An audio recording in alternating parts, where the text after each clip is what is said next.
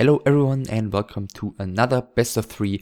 We are of course still in the second season of the Extreme Masters. We are still in Group A. We are still on the second playday, and this time it is Orc versus NightWolf. It is the Swede at the bottom here in purple, KnOfF, with the altar, with the burrow, and with the rally point here. So probably with a barracks as his third building. Let's just quickly confirm that before we're jumping towards the other side of the map. There's the barracks and his opponent, the NightWolf player from the Belarus. It is NightWolf.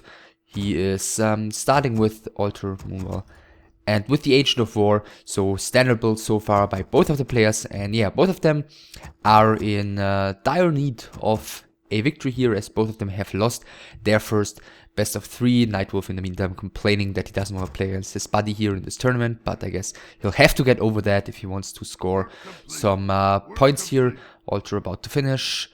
DH against Blade Master, and yeah, as I said, both of them have lost previously. KnOfF losing 1-2 against Elfie, and NightWolf losing 1-2 against Hasuop. So against their undead opponents, they haven't done so well on the first playday, but perhaps this time in a different matchup they are going to be able to improve some.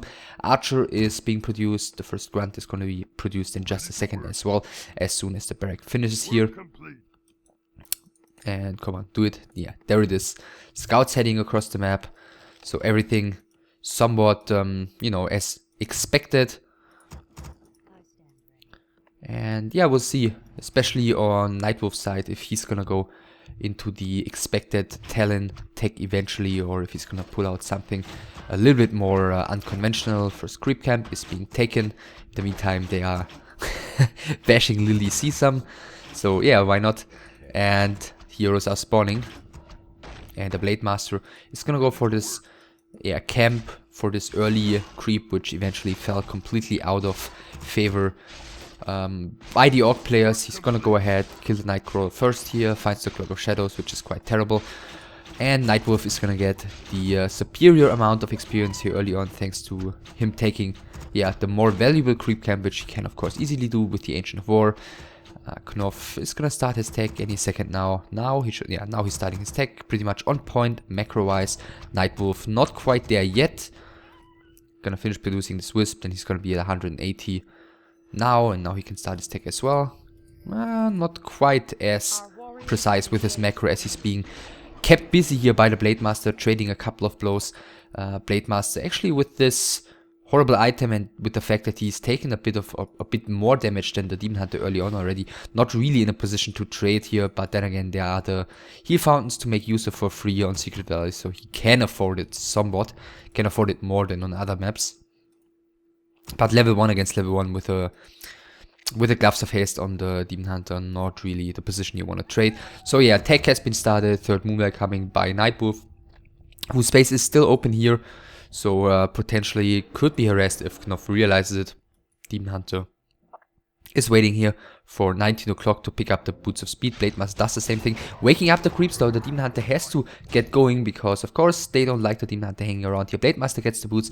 Demon Hunter is gonna get them on the other side though, without really taking, you know, too much damage in return for doing so. So the Blade Master made a bit of use of the Windwalk here, of the backstab, but shouldn't really hurt NightWolf all too much. Let's see.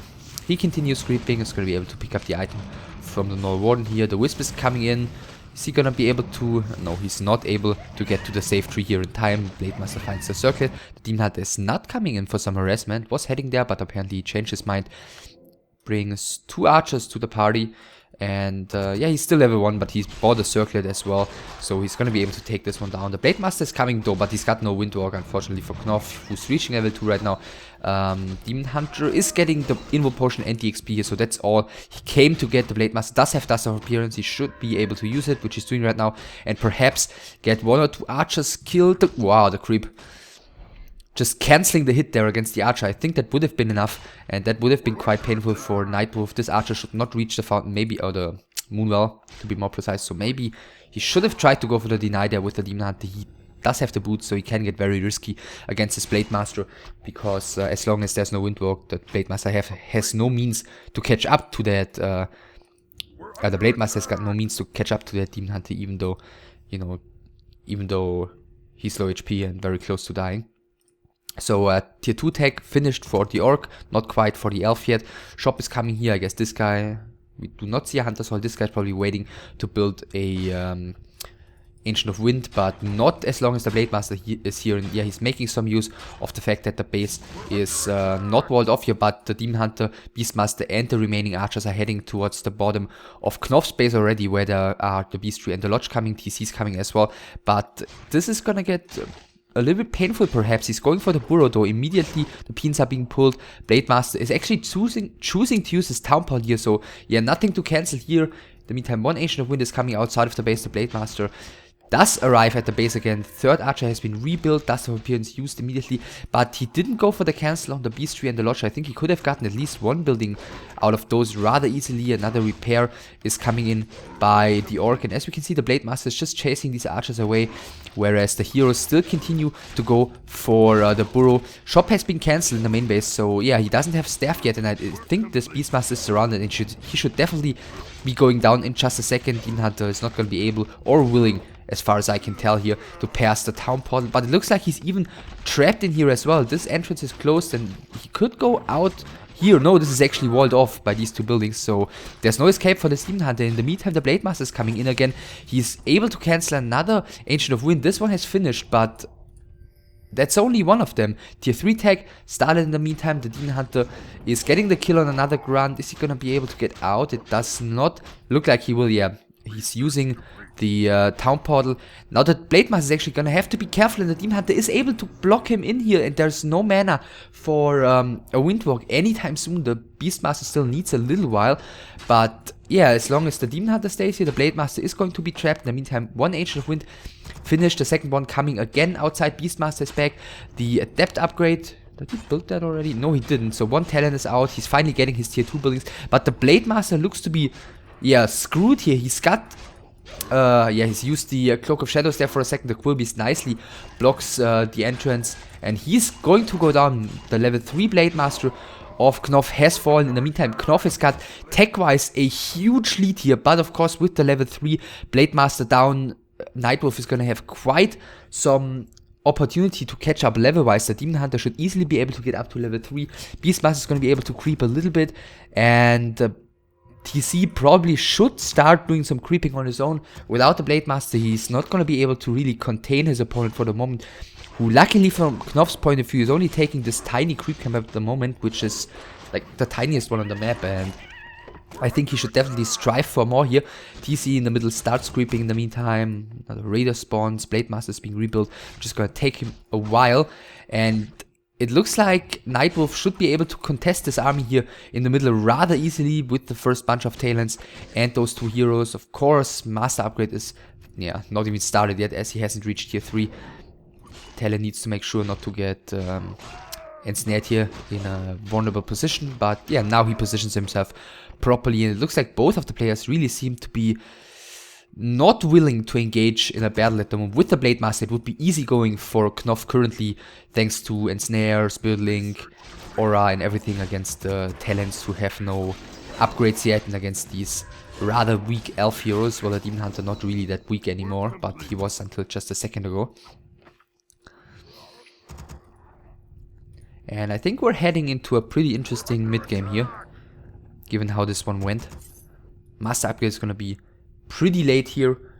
Then again, the TC hasn't been leveling amazingly well so far, but it looks like he's gonna get this creep camp for free, which is gonna give him a huge XP boost, and perhaps, I guess he's hoping for a big mana potion here, which would be of great help. TC has reached level 2, Blade Master is back, has sold the cloak, and has bought 2 clarities here, using one immediately and heading out on the map again.